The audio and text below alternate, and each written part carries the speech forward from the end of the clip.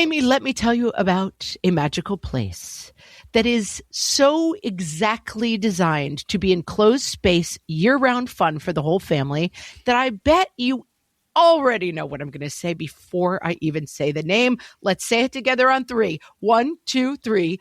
Great Wolf Lodge. You got it, Amy. My kids loved Great Wolf Lodge when we went. You probably already know that it has a huge indoor water park with a wave pool, lazy river, a bunch of massive water slides. But then your pack can hit the other attractions because wait, there's more. Great Wolf Lodge has adventure-packed attractions like Magi Quest, a live-action game kids can play throughout the lodge, plus the Northern Lights Arcade. Spent some quality time there, so your kid who loves the lazy river and your kid who loves fantasy games will both have a great time. Great Wolf Lodge also offers great dining options and complimentary daily events like nightly dance parties, all under one roof. Unpack the car once and you're settled in to have fun. And with 22 lodges across the country, you're always a short drive away from adventure. We've both had such great times at Great Wolf Lodge, so bring your pack together at a lodge near you. Learn more at greatwolf.com and strengthen the pack. Just your food tastes like garbage. What fresh hell? Laughing in the face of motherhood. Only winners should get the trophy. With Margaret Abels and Amy Wilson. It's not easy to be the best. A podcast that solves today's parenting dilemmas so you don't have to. I didn't potato sack it hard enough across the finish line. Hey, everybody. Welcome to What Fresh Hell. This is Amy. And this is Margaret, and today we are talking about kids and competition. Yes, I have some interesting, dorky science. I'm ready to go for this one because I'm pretty curious. Amy is ready to dork out on you guys with some science. Like, is competition good? Is competition ever good? I have lots of thoughts, but I thought we would start with, is it a biological imperative? Because we love that on this show. Like, we love to know that there's a reason for this thing being a thing. Yep. I'm sure it is a biological imperative. I don't even know, but I'm sure the answer is yes. Yeah. I mean, like, of course it is, right? Like, you were a caveman and there was only, one gazelle and there were 14 of you. So you're going to fight somebody for it, I guess. Proto competition. I mean, survival involves competition, but does that really mean we have to carry that over to Little League baseball? And why do we? So I got a study for you. And is competition a positive or a negative? I'm ready for your study. I'm interested in this. I have expert points of view on both sides of the coin. We're going to talk about participation trophies and the whole thing. Oh, everyone goes nuts over those participation trophies, Amy. People think they're ruining the world. And people think they're great. And I have both sides of the coin on that too. Wow. I'm ready to be walked through some knowledge. Let's start with the animal world, the animal kingdom. Our animal friends have so much to teach us, Amy, don't they? If you study animals, as, other people do, as neither of us do, I guess it has been proven that virtually all organisms in the living world actually compete with members of their own species. For resources, for food. Yeah, but within those species, it isn't like dolphins compete with each other to see who can jump the highest. But not all dolphins are the same amount of competitive, just like not all humans are the same amount of competitive. Oh, that's interesting. So it's not just like they compete for food, they fight over food. They actually compete like, I'm a better dolphin than you. Sure. Or for food. But even among, in my head, I guess I would be like, dolphins aren't competitive, but wolves are. And it's like, no, I guess studies have shown that there are spectrums even within wolves and dolphins and, I don't know, tortoises, that some are really competitive and some aren't. Right. So that's what gets interesting. Why is there not only competitiveness, but a range of competitiveness in each kind of animal? And the degree of competitiveness, in the wolf kingdom, can also sort of fluctuate over time. It can be a really competitive time for, birds or not. I love it. So, the University of Bonn, Germany, researched a whole bunch of animals to try to figure this out. Why do levels of competitiveness fluctuate sort of, species wide and individual wide over time? And they sort of posit that individuals with the highest competitive ability can't make maximal use of the acquired resources, which basically all they're saying is if you are an elk, with the huge antlers, like you've got the biggest antlers and you're just sort of stalking around in the woods, protecting your territory, like nobody's coming in here today. Yeah. That you're actually not having any fun. Like it kind of sucks to be that elk. It's not so great. Like that elk is protecting his resources, but doesn't actually use any of those resources. This is the quote from Broadcast News, an oldie Lux alert, back in my day, where William Hurt says very cuttingly to Holly Hunter, it must be great to always know better than everyone and to always know what's the right thing to do in any given situation. And she's like, no, it's terrible. It's really hard. Yeah. And it's played for a laugh in the movie, but like people quote it, whatever, that movie's probably 30 years old still, because it's like, it's not easy to be the best. No. And so another, elk person in the newsroom is going to look at that like, I think I can kick back. Alpha elk is taking care of business. Because alpha elk is taking care of business. And there's not that much at stake, right? Like I get to be the elk kind of laying around and I still get some acorns or whatever elks eat. So, or whatever elks eat. You can show, I don't know that much about elks, but I do know that if the one elk is taking care of everything and being super competitive, other elks can sort of chill out in comparison. Yes. And so they become less competitive because there's not that much at stake. Then if there's suddenly a lot at stake, there's a drought or a forest fire or not enough elk, I don't know, then there's all of a sudden an arms race to the top and an incredible increase in competition. And then the costs of being competitive become too high and it all crashes back down to zero and it fluctuates over time. So this is how it is for animals.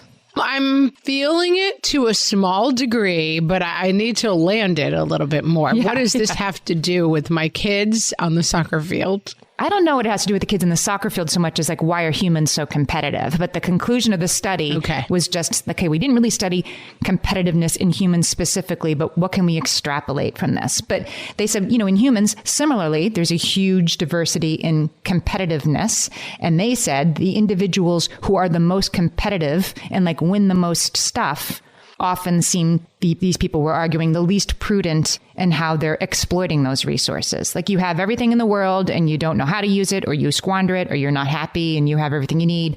And so that it is tempting to speculate, they say, that the external stimulation of competitiveness by societal pressure can lead to such a waste of resources that our future survival is threatened, Margaret. It's like when you go to the aquarium. Let's keep the stakes low. And they show a turtle and then they tell you how your use of plastic is threatening the turtle. Yes, that our survival could be threatened by our squandering of resources, by people being so competitive that they're not even getting to use all the stuff that they have won. Yes, I understand that. I mean, it's like you see the statistic all the time that like 87% of things that go into a storage unit never come out. Yeah. Like it's like we're just amassing stuff for no reason. Yes. Because we are somehow taking in stimuli that everyone has, 4 sets of china and a garlic thing that rubs the garlic in a certain way. And we're just like, we have to have all the things. Yeah. And I think that does lead to like the guy at Little League who's a little intense yelling at his kid through the fence and who is outraged that everybody's getting a trophy instead of just his kid on the winning team. Like it does kind of trickle down. Yeah, I guess so. And there are reasons that we should be competitive, but I don't know. I guess I've been kind of focused lately on how competitive is too competitive. Like with Simone Biles, dropping out of the team final in the Olympics. I'm not performing my best today and I'm just going to say no. Right. And it just kind of stopped everybody in our tracks. Like, well, what do you mean? And she's got, how many medals does she have already? 1 billion. What does she have left to prove to anybody, right? Nothing. What she does is so physically dangerous that to be mentally off at all puts her in gigantic physical risk. Yeah, that's a really good point. I think we are in a time of evolving notions on so many different levels. People are comparing like the Carrie Strug thing. She vaulted on a broken ankle or whatever because she was such a hero. That was in 1996. I watched it live. Did you watch that on TV live? Of course. And we were all told that this was the greatest story ever told. Right, because she really hurt her ankle on the first vault, but she had to complete a second vault in order to maybe get the team the gold medal. And so she did. Yeah, she vaulted on a broken ankle. She was held up as like the world's greatest hero, and that what else would you ever do than risk every part of your body for the U.S.? for like a piece of metal on a string. I had an ex who was from a different nation, and he was always sort of like, Americans are so weird. And one of the things he thought was weirdest about Americans was if you don't get gold, like second place is first loser. He just could not relate at all to the idea that you would be like, bronze, what a loser. You are the third best person on earth at this. You know who gets that? The guy from, I believe he's from the nation of Tonga, the guy that is everywhere because his chest is all oiled up, like when he walked into Tokyo. Do you know what I mean? He's got on... I don't. He's shirtless and has more baby oil on his chest than like anybody you've ever seen. He marches into Tokyo, so he's everywhere. And he also went to Rio. And he also went to the Winter Olympics in between. I'm sorry I don't have this guy's name. I'll find it and I'll put it in the show notes. I was just hearing about him last night on NBC. So he's basically known for strutting into the Olympic Stadium like, look at me, I am living my best life. And he competed like not so well in an event. I forget what it was, like Highlight or something like that. Lost everything, like he's not going to medal. But he competed in a different event at the last Summer Olympics and in a third different event at the last Winter Olympics with zero. And he just walks into the Olympic Stadium like, here I am, the guy that oils his chest up a lot. And like, I get to be in the Olympics. And that, you know, that's a very un-US point of view. I mean, it would never happen in the US because we have a few too many athletes for that. But he rules. But that's what you mean, right? There's another way to look at it. Like, I'm here at the Olympics. He's my kid who I said, you should take dance lessons. And he turned to me and said, Mom, I should teach dance lessons. Like, he's just like, you love to see the confidence. I already won. Just to go back to Carrie Strug for a second, I just saw a post on Facebook, and I'll put this in the show notes too, because it was a guy talking about watching the Olympics with his daughters. And he actually went back and showed them this thing from 1996 and watched it again through his daughter's eyes and was totally shocked when his daughter's reaction was like, they're going to make her jump on a broken ankle. She shouldn't have done that. She shouldn't have jumped again. Right. And he said, you know, his reaction 25 years later was like, oh, she shouldn't have jumped again. Why did we cheer that on? And it reads very different 25 years later. I think you're right. We are coming around to a different point of view on what level of competition is healthy or desirable in anybody, let alone our own kids. Yeah, but it's hard to leave behind those absolutes too. Like, it is hard to, I mean, my instinct, having grown up in my generation, is like, you can't quit on your teammates. It's the big day. Like, I have the movie version still in my head, and it is complicated. And like, I think the way we talk to our kids about competition, it's interesting because there's no facile answers, right? Like, I get the participation trophy. And I have kids who will never win the medal. And so I do feel bad for them. And I do hate to see them participate and just always be the loser, you know? And I do find it extremely annoying when coaches are like, I only put in the good kids. It's like, they're 9. Like, really? Do I have to have this much of the eye of the tiger for the travel soccer team? Like, let all the kids play, you know? They're kids. Yeah. When your kid's on the bench, they're not going to get, or, you know, sitting on the sidelines, they're not going to get any better. Like, they have to literally get playing time in order to improve. And they're not really going to get any exercise, which it seems to me like is the real top of the mountain point of the entire endeavor. Yeah. But like, I also understand people whose point of view is the competitive spirit is something to be celebrated, and the kind of win at any cost. Michael Jordan plays the playoff game with the flu and has to be held up and still manages to win. Like, I understand the lure of that story as well. We like those stories, right, for other people. But then I think what like Michael Phelps and Simone Biles and stuff have shown us is that we're real people behind this. We're not just a sort of, you know, cipher for your Go America sense of patriotism. Like Carrie Strug, she retired from gymnastics. Like, she screwed up her ankle, and maybe she would have anyway, but it was the last time she ever competed. It's the last time she ever competed. Yeah. Yeah. And she was 18 years old. And is it worth it? Well, can we take a break and come back and talk more about the participation trophies? Because I think that's a good way into these, what it means for our kids. Please, let's. Hellions, it's time for some spring cleaning, and I don't just mean the coat closets. Doing your financial spring cleaning can actually be super easy when you let Monarch do your financial spring cleaning for you.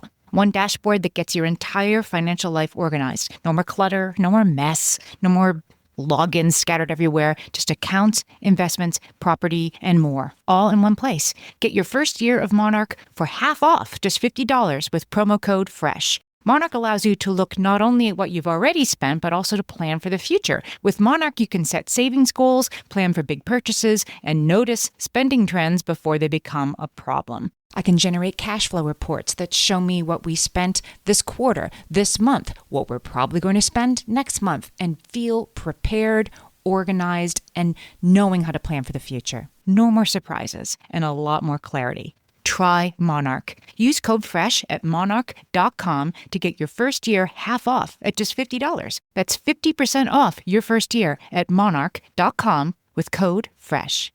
Amy, when I'm having a good hair day, it usually makes my whole day better. And that's why on every day, I'm taking Nutrafol. Nutrafol is the #1 dermatologist-recommended hair growth supplement brand. And it's the #1 hair growth supplement brand personally used by dermatologists. Nutrafol's hair growth supplements are peer-reviewed, NSF certified for sport, and clinically tested. Nutrafol offers multiple formulas for men and women, tailored to different life stages and lifestyle factors, so you get support that's actually right for you. Adding Nutrafol to your daily routine is easy. Order online, no prescription needed, with automated deliveries and free shipping to keep you on track. Let your hair be one less thing to worry about. See visibly thicker, stronger, faster-growing hair in 3 to 6 months with Nutrafol. For a limited time, Nutrafol is offering our listeners $10 off your first month subscription and free shipping when you visit Nutrafol.com and enter promo code LAUGHING. That's Nutrafol.com, spelled Nutrafol.com, promo code LAUGHING. You know that thing where you get an amazing pair of shoes at a really great price and want to tell everyone about it? Yeah, so do we. Here at Designer Shoe Warehouse, we'll give you something to brag about, like the latest styles from brands you love, or the trends everyone's obsessing over, or shoes that make you feel like, well, you. So go ahead, show off a little. Find shoes that get you at prices that get your budget. Head to your DSW store or DSW.com today. DSW, let us surprise you. All right, where do you come down on participation trophies? In other words, being everybody on the team, every team in the league gets a trophy for participating, not just the winning team. How do you feel about that? My knee-jerk reaction is to be very anti, but then I also find I was not a great student in high school. And at awards night, or whatever, you would have to go to this stupid banquet and they would give like the same 6 kids 1 million awards. Mm-hmm. And my internal cynical brain was always like, those kids kind of stink as people. And I hate that kid, right? They did tend to be not the greatest kids who were getting all these accolades. And I don't know. I mean, I just kind of feel like I saw this kid who will never, ever get recognized, take care of a kid who needed help the other day. And you are parading this same mean kid across the stage 400 times to shower rewards on them because they did get extremely good grades. But also they're from a really rich family who can afford tutors. I feel like, I don't know. I'm a little lost on participation trophies. Similarly, it feels kind of like you could give out the trophies on day one. You're the most athletic kid and you have a private coach right. And you're really good at soccer. So why do we wait till the last day? Why don't we just give you all the trophies on day one and then everyone else can be womp womp?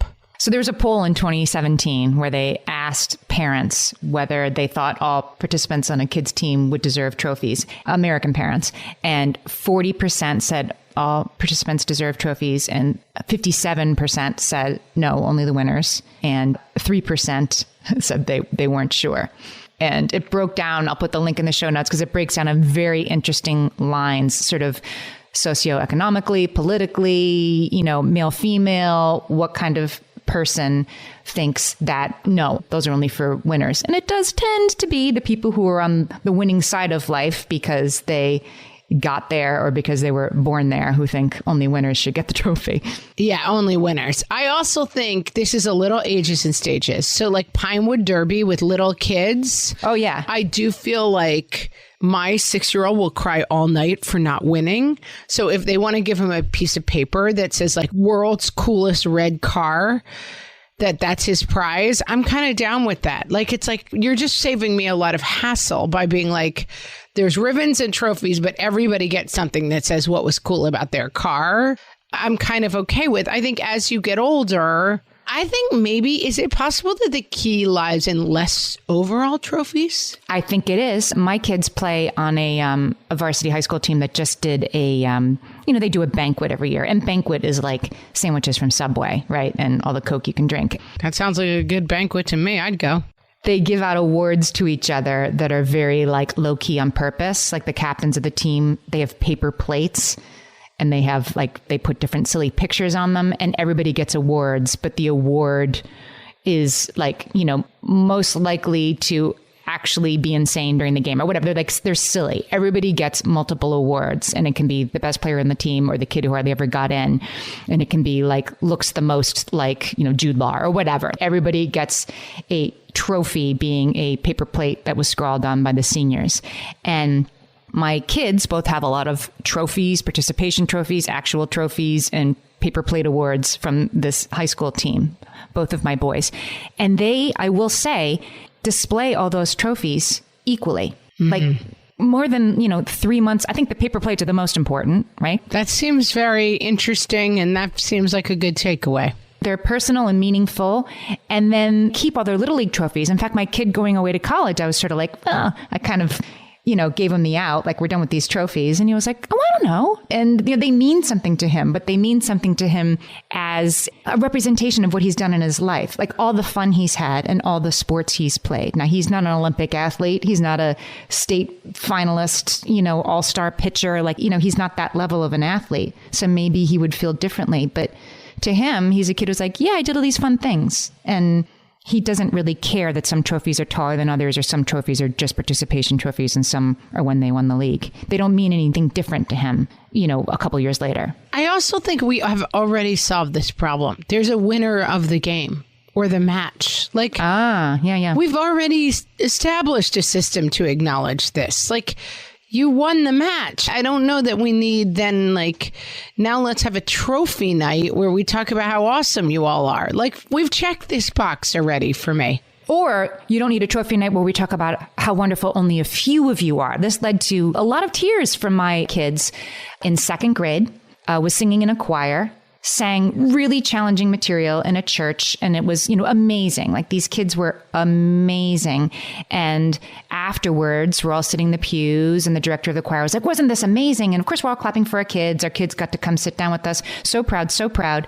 And then they said, and now we're going to give out some Big Apple awards. And they gave out 3 or 4 awards to kids who had done the most in this person's eyes, but they weren't the soloists or anything. It just was and now the teacher's pets awards, basically.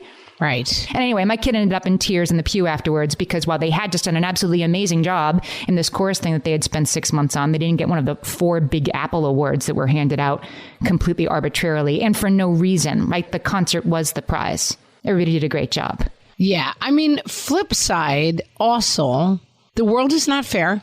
Rich people get better outcomes than everybody else. Right. And people who are terrible are constantly celebrated. So maybe we're just looking at a symptom of the problem, Well, I'll give you the other side of this. So there's a sports psychologist. His name is Dan Gould. Okay. And he says, speaking of ages and stages, that he thinks that it's fine before the kids are 9. Participation trophies for, say, T-ball, awesome. He says, once kids hit the age of 9, that's when it gets controlling. If the trophy is not earned, you're going to hurt their motivation. For rewards to work, they need to be earned.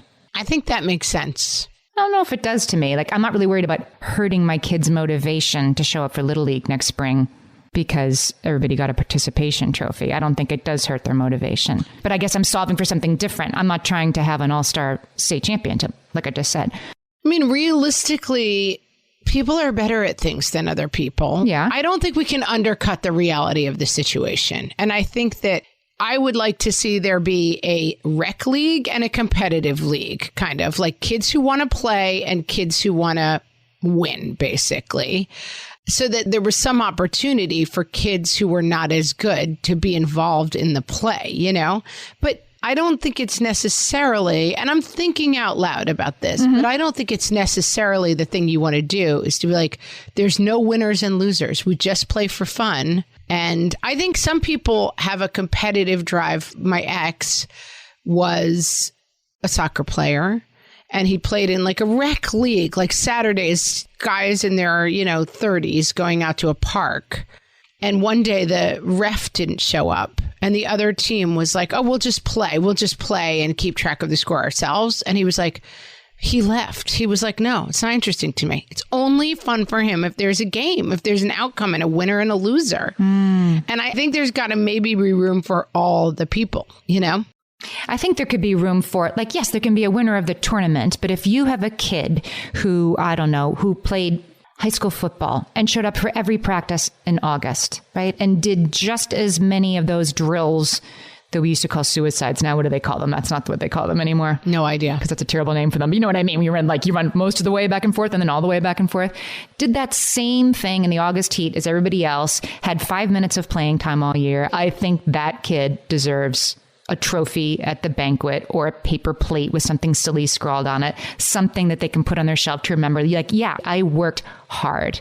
I think that's probably different than a competition where your team comes in 8th place and you get an 8th place trophy. Maybe there doesn't need to be one. But I think like at the end of the season, kids need to be recognized for their participation and not be like, and these are the ones who really participated. Yeah. These people are deserving of extra recognition. Because as you said, they've already gotten it. They already got it on the field. They already got it by scoring 40 points. They already got it by being a starter. They don't need a bigger trophy. I don't know on this one, Amy. I'm really thinking about it. Like, I have a kid who's always like, well, when I grow up, I want to be a professional basketball player. He never practices basketball. He's not on a basketball team. And I'm a little bit like, dude, it's not happening. It's like, well, I have a trophy that says it is. You would already be like much, much better at basketball than you are if you were going to be a professional basketball player. But you don't need the world to like beat that out of him. Like Don't I a little bit though? I think it'll become apparent eventually. I don't know where I come out on this, Amy. I feel like to some degree you want to acknowledge effort. And like the value is that you showed up and you were there and you tried your best. Yes. Mm-hmm. But at the same time, if it's like everyone on the team, no matter how good or how bad, has to be treated exactly equally, that doesn't seem right to me either. Yeah, but they're not treated equally because like your kid will go out for the basketball team and probably not get much playing time. Don't tell him that, but you're not wrong. Whether or not he gets a trophy at the banquet, it's going to dawn on him that he might not be headed for the NBA. He's not great at basketball. Yeah, I guess that's right. That like underneath this all is something that we all understand. And I also think that the reality of the world is the talents, right? That like people are good at different things and that, there are some absolutes. Can you cook or just your food tastes like garbage? That's an absolute. Like we don't need to establish that through a series of trophies. That's true. And so I don't know that the trophies matter because the reality is what it is, that my kid is not playing pro basketball. But don't tell him that. I have some hot takes from a human development specialist named Cynthia Johnson. I'm not sure I agree with any of this, but this is her like ages and stages of competition. Okay. Because I think where I'm kind of coming down is like, oh my God, if they're 8, just let them have a T-ball trophy. And if they're 16, yeah, it's a little different. So she says children don't begin to compete with and compare their skills to others until they're about 5. Okay. Like I'm not even sure I'm with her there. I think 3-year-olds want to win a race. Because it seems early. No, it seems late to me. I think depending on the kid, there are 3 and 4-year-olds who are pretty aware of who won the race. Yeah, for sure. There's a lot of like, I'm stronger than you among toddlers. Yeah. Yeah. So I think 5 is late for that, but okay. And this is what I mean. I don't necessarily agree with anything she's saying, but I just thought these were good sort of ages and stages. So I think, yes, kids start comparing themselves to others. She says 5. I say more like 3. Yeah, but I think also on team sports, they're all a hot mess at 5, so it doesn't really matter. Yeah, right. But once they get on the team, they're like, yeah, I'm on a team. I'm on the dinosaurs and our t-shirts are purple. That is more important when you're 5. That's right. She argues that most children can't work well as a member of a team until they're 10 or 11 years old. That makes a lot of sense to me. That like the idea of cooperative play, the idea of my role at second base connects to the person at home plate. And that's all very clear from just watching kids play sports. That's true, because on Little League, like, they catch the ball, like, instead of throwing it to second, they're going to try to run to second to tag the runner themselves. Yeah, they don't see the team dynamic. It's developmentally not set, really, with kids. She also argues that they have to be 10 or 11 years old before they can handle defeat gracefully. That makes sense, too. It kind of makes me think of, like, when you were saying in the last episode about, don't take your kid to a fancy restaurant when they're 3 and have them there in the silence. Like, it's not a good situation and it's not really a teachable skill that needs to happen. Your kid will be 9 and be able to sit in a nice restaurant. Similarly, your kid will be 11 and able to accept defeat without collapsing. That seems key to me, that like a 5-year-old is when people are getting participation trophies. Like, okay. I mean, a lot of times, I remember my nephew's games were always like 25-25 because you could only score 5 runs and then you had to change sides. Mercy rules. Yeah. Mercy rules. And so like nobody could catch or throw. So like if the kid hit it at all, they would get a home run. 6 errors per play. And then it was like, okay, we do that for 5, 5, 5, 5, 5. And then it was 25-25 and you would leave. Like that was every game basically. And I think that at that age, like that is, I feel like participation trophies are kind of a mass hysteria that people are like, oh my God, because these kids will all be ruined because they think everything's equal and no one competes and they don't have a sense that everyone has to be a winner. Like kids by high school are playing games in which they understand that kids are better than them, that they lose, that they win, that there's a kid who's really good at the spelling bee, that there's a kid who isn't. I mean, I just think that the participation trophy is not the differential in outcomes here. Yeah. No, that makes sense. All right, let's take a break. When we come back, I want to say a little bit on the pro side of competition, because there are some pros. All my kids learned to swim when they were little. It was super important to me that they be confident and safe in the water. There was only one problem with that, taking them to swim lessons. I mean, the pools were freezing. There were always cranky adults doing laps right there. And it was definitely not, for any of us, what you would call fun. Amy, heard. But now there's Goldfish Swim School. Goldfish takes a really thoughtful approach to swim lessons, combining research-based teaching with a warm, kid-friendly environment that actually helps kids thrive in the water. Every detail at Goldfish is thoughtfully designed to create a golden experience, from shiver-free, warm indoor pools to comfy waiting areas for parents to professionally trained lifeguards on deck. Goldfish uses an approach called the science of swim play, which combines guided play with proven teaching techniques to help kids learn to swim, build water safety skills, and gain confidence, all at their own pace. Lessons are designed to meet kids exactly where they're at. If you've been thinking about swim lessons or just wondering where to start, this is a great opportunity. Right now, Goldfish Swim School is offering a waived membership plus your child's first lesson free at participating locations. Just visit goldfishswimschool.com/free to find a location near you and enroll using promo code FREE. That's goldfishswimschool.com/free, promo code FREE. My favorite skincare products actually feel more like self-care, like they're so nice to put on and they smell so good that I'm actually happy when I get to that part of my day. And I swear that is how I feel about Osea's anti-aging body balm. Amy, you are usually the lotions and potions queen on this podcast, but I have to say, hard agree. Osea's anti-aging body balm is a liquid silk body balm that combines the lasting hydration of a lotion with the firming power of a serum, leaving skin smoother and firmer. This body balm is clinically tested and designed to deliver visible results you can see and feel. So we've gotten to use this product for a couple of months now, and I swear I have really noticed firmer and smoother skin, like on the back of my hands. It's like getting a mini spa treatment from head to toe. Get a spring-worthy glow with clean, clinically tested skincare from Osea. And right now, we have a special discount just for our listeners. Get 10% off your first order site-wide with code FRESH at OseaMalibu.com. That's 10% off your first order with code FRESH at OSEAMalibu.com. After finally getting out of the late night wake up and diaper changing hell of early childhood, are you now finding your Saturday mornings too relaxing? Try youth sports. With youth sports, those relaxing mornings lying around in bed while the kids pour themselves cereal and watch iPads are gone forever. Instead, you'll be up at the sunrise again. Everybody up. It's 6:15. Or maybe even earlier. Honey, where are you going? It's 3 a.m. I just realized Dexter's hockey jersey for tomorrow is still in the dirty clothes pile. I need to go start the laundry. Youth sports brings you closer together with your offspring as you get to interact with them starting at the very break of day. Get up, get up. The game starts in an hour and it's like 3 counties over. I'm tired. Have you been missing out on chances to commune with nature? With youth sports, you'll be outside no matter the weather. Wow, it's 33 degrees and sleeting. And they're still not calling this Little League game.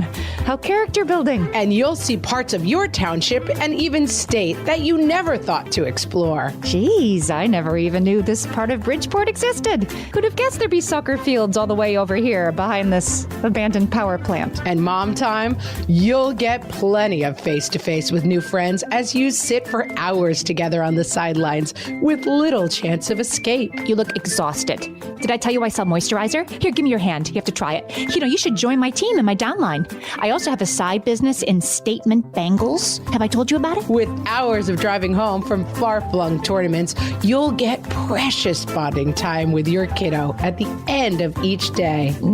Tough loss, sweetheart, but you played really well. Mom, do not talk to me. Youth sports. You've been warned. All right, Amy. What are the pros of competition? I feel like, would you describe yourself as a competitive person? You know what? So I was just on an extended family vacation with me, my parents, my siblings, and almost all the grandchildren were there. I mean, there was like a group of like 25 of us. And it's the kind of place where you wear matching t-shirts and you go around and there's a double dare and a pool games and a name that tune and all kinds of things you can participate in. And I participated in some of them, but mostly as a like, I'll stand on the side with the hand towel in case somebody gets whipped cream in their eyes, because I do get competitive. Okay. And also my kids, and I don't find it fun, and so I would rather just not participate. I agree. And I definitely don't want to be holding the bag that I didn't potato sack it hard enough across the finish line or down the slip and slide. And now our team has lost 10 points because my kids they'll lose it. And I don't care. Like, I want to not care. Yeah. So I tend to just not participate at all, other than to cheer for the people who are participating. But I'm not athletic. And so, yeah, for me, competition is fraught. Like, I would have been the kid on the bench. And so I don't love it, but I am sort of a competitive person. Does that make sense? I feel like competition is very innate. My husband, who is the most like mild-mannered dude, no temper, very even keeled, except for when he gets a ball and a racket in his hand, in which case he becomes a monster. Like, he was a highly competitive tennis player as a young person, a very serious tennis player. His tennis partner went on to be a professional tennis player, like very serious tennis. And I enjoy playing tennis, but I'm quite bad at it. And at one point we went out to play. I believe I was 7.5 months pregnant. And I was like, let's go play a little tennis and move around. And it really did end with him like firing 80-mile-an-hour serves at my pregnant belly. And I was like, what is wrong? What kind of monster am I married to? But he is actually not able to turn off that part of himself. Like, when we play Chutes and Ladders with the kids, I'm like, are you cheating? Like, he cannot stand to lose. I think you're highlighting what it is for me, which is I have zero tolerance for what I perceive as, over competitiveness in other people. Like, it isn't even at this, potato sack race thing I was doing with the matching t-shirts. What was really irking me was the adults on the other teams, right, who are cheating or yelling at each other or stuff. Like, that gets me so crazy I have to leave.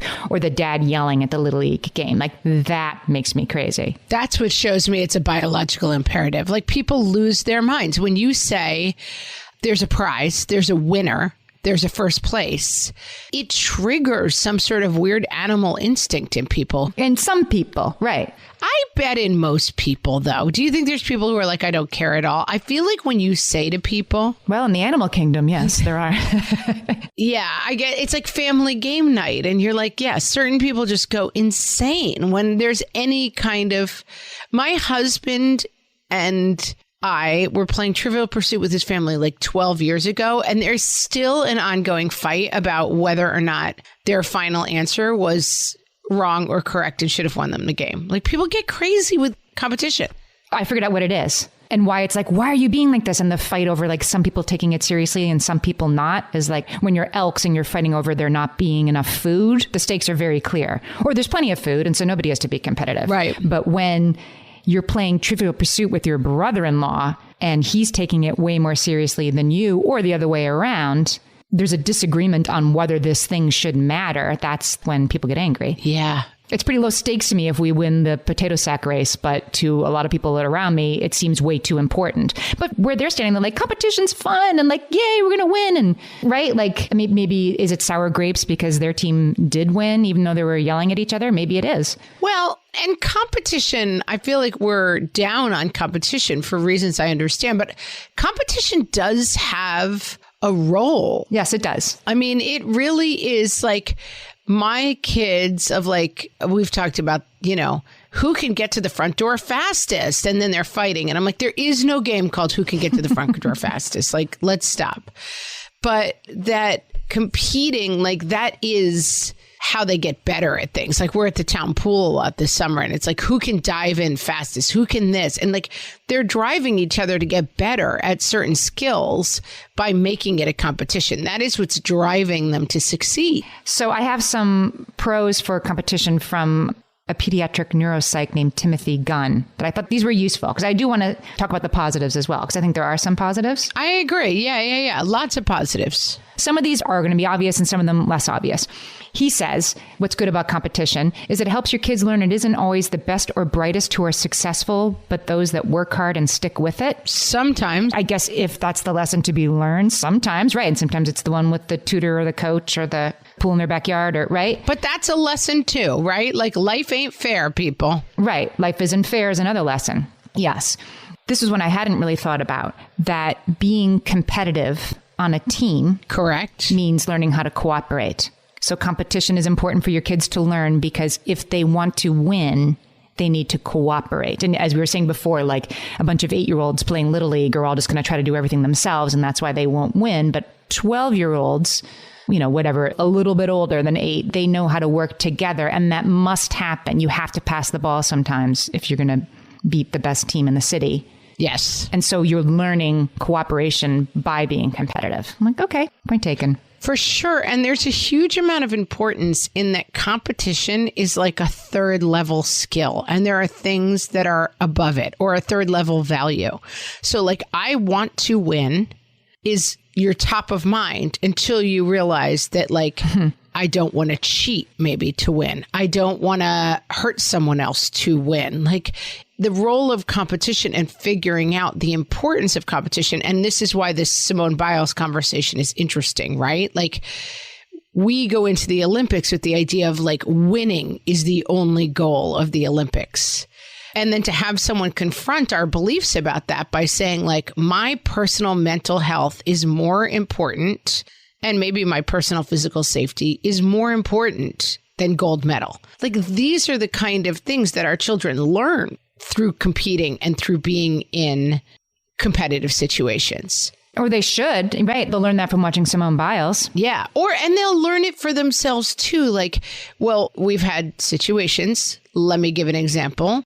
I really worked hard on my Pinewood Derby car independently. And it came in second place, which is a big deal because a Pinewood Derby car is hard to make. And I made mine myself. The person who came in first place, it was extremely clear that their father made their car and weighted it correctly for them. And I did a lot of research about how to do it, but I'm 9. That person is a 45-year-old trained engineer. That's not a fair fight, but they still got the trophy and I didn't. chock full of life lessons there, right? Like, yeah, like lousy life lessons, but it is the real world. It's the real world. And I think that the idea of like the soccer or the Little League brawl, why we laugh about it, it's like you've lost the script. You have competition at the top of your triangle. And what needs to be at the top of your triangle is clearly human decency. And so, I think figuring out the role of competition, the role of wanting to be the best, what you want to do to be the best, there is so much thematically about that. You're dealing with it with college admissions, right? The role of competition in your life seems to me super valuable lessons. It's not always fair why people win. There's one more sort of positive for competitiveness that just sort of occurred to me. So we have a family friend who was a teen tennis, like could have gone pro, like almost did, like on the bubble for a while, actually went on the tour, kind of didn't work out for him. And he was playing with one of my kids who was being sort of tearfully competitive about something stupid, and put an arm around this kid and sort of led the kid away, talked to the kid, and explained to us afterwards.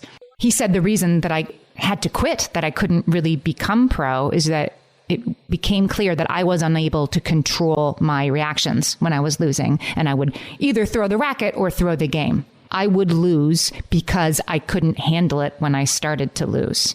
And he ended up deciding that, tennis probably wasn't for him because of that, but talked to my kid about, like, if you are going to be good at something, if you want to be competitive, you've got to learn some self-regulation. And you have to learn to be okay with losing sometimes or not let it mess up your game. And so sort of unexpected way, being really competitive successfully means putting it more in perspective, means learning to being successfully competitive means feeling less competitive or dealing with those feelings successfully. Yeah, I mean, really, we had a really different conversation about this than I thought we were going to have. I think where we're coming out is that there is a role for competition, that competition is not a negative or a positive, but that we are all on a lifelong journey, and we are helping our kids on their lifelong journey of like, what is their role as competitive and striving people? And how does that work into like the larger reality of who they want to be and how they want to exist in the world? And that finding a way to utilize competition without letting it become the thing that kind of defines your life seems like where we're all trying to head. Yeah. Right. You can't protect them from all the disappointments and all the frustrations. My takeaway is like, underrate, everybody gets a trophy. Overrate, okay, life is hard and good guys don't always win. And let's talk about that together. Let's start learning some hard lessons, kids. Yeah. All right, Amy, I'm calling that's a solved it on this one. Yeah. Friends, we want you to come and follow our Instagram page. We're at What Fresh Hell Cast. And you know what? It's a great place to send us messages. You can always email us, info@whatfreshhellpodcast.com. But people like to send us messages on Instagram, topic ideas. Hey, we thought this was funny. This meme is hilarious. And, we respond to that stuff. So come find us on Instagram. Lot going on the gram, friends. Come see us. And with that, we will talk to you next time. Thanks so much for listening, friends. Thanks, everybody.